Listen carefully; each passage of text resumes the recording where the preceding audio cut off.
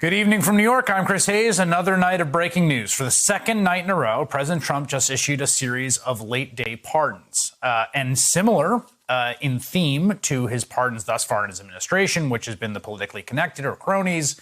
Among the latest slew are Charlie Kushner, who just coincidentally happens to be the father of the president's son-in-law, Jared, along with two more people who are wrapped up in the Mueller probe. Paul Manafort, the president's 2016 campaign chairman, and Roger Stone, the president's longtime confidant. Now, keep in mind, both of those individuals didn't cooperate fully with prosecutors.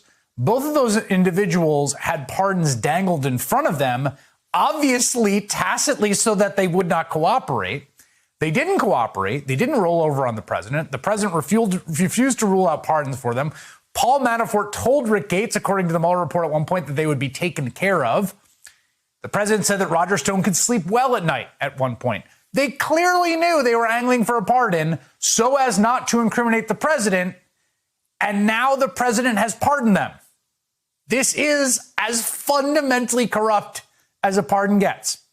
Joining me now from West Palm Beach near Mar-a-Lago, NBC News correspondent Garrett Hake. Garrett, the president is down there in Florida, left town, has blown up COVID relief, blown up the National Defense Authorization Act, and now a slew of pardons for the well-connected. Yeah, I mean, the president essentially left this chaos behind him in Washington, got on the plane today, had nothing to say to reporters on his way out of town, really hasn't spoken to the press in quite some time, landed in Florida, and this list of pardons wasn't released until he was safely ensconced in Mar-a-Lago. And if you look at the list, I think the pardon of Paul Manafort was fairly widely expected, as you pointed out. The president's even made public comments about, his concern for Manafort's well-being. The actual statement of the pardon reads like the president wrote him himself. I mean, he talks about the Russian collusion hoax in this official White House document. The pardon of Charles Kushner also you could probably have anticipated, although it presents an interesting sort of balance of the loyalty test. Remember, Charles Kushner was originally prosecuted by a U.S. attorney by the name of Chris Christie, also a presidential ally. And the Stone pardon is, to me, the biggest finger in the eye to the Justice Department. Remember, Stone's sentence had already been commuted by this president. Stone was essentially already cashed in his get-out-of-jail-free card. He was only in jail in the first place for witness tampering and making false statements. The pardon here on the back end is the ultimate middle finger, essentially, to the Mueller team and the Justice Department team that worked on these cases against the president's team. Do we know, there was sort of wide expectation of pardons yesterday and today. We've got Jack Goldsmith, Harvard Law. This is quoted in the New York Times that of the 65 pardons and commutations that Mr. Trump had granted before Wednesday, 60 had gone to petitioners who had a personal tie to Mr. Trump or who helped his political aims, according to a tabulation by Harvard Law School professor Jack Goldsmith. This is fairly unprecedented. We haven't kept data like this before. Is there a sense, is there reporting, is there knowledge of how these are happening? Because there's a bunch beneath the headline here as well. Right. I mean, we know that there's not the traditional process being followed. There are hundreds, if not more than 1,000, formal pardon petitions that are essentially waiting for review that are not among those being considered.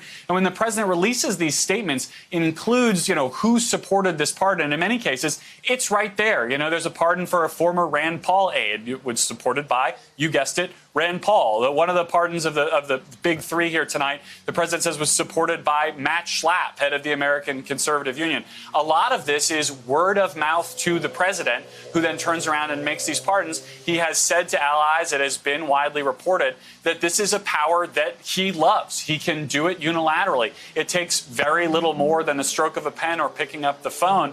And so this is an opportunity for him to flex his muscle in office without having to deal with those pesky legislators or indeed even the pesky members of his own staff who might otherwise oppose steps like these that he chooses to take in other arenas.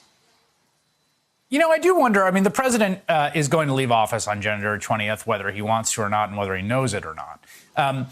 There's been talk about whatever his political future is. I do wonder how this factors into that, right? I mean, these are not politically popular. I don't think anyone in Republican politics cares. I honestly think that he could basically issued a blanket pardon for everyone who's a registered Republican in the entire federal prison system and let out thousands of people, and it would be fine with them. But there is some political downside here, you got to think.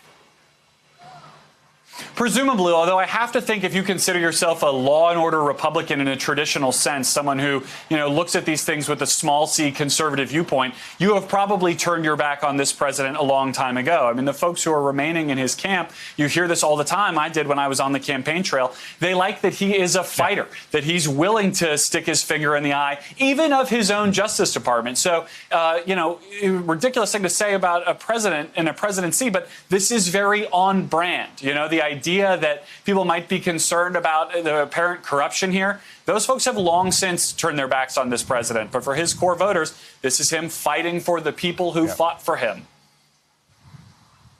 The Charlie Kushners of the world. That is a heck of a holiday gift to deliver to dear old dad when you can get your father-in-law to frickin' serve up a pardon. That is a tough one to beat. Garrett Hake, thank you very much for your time tonight.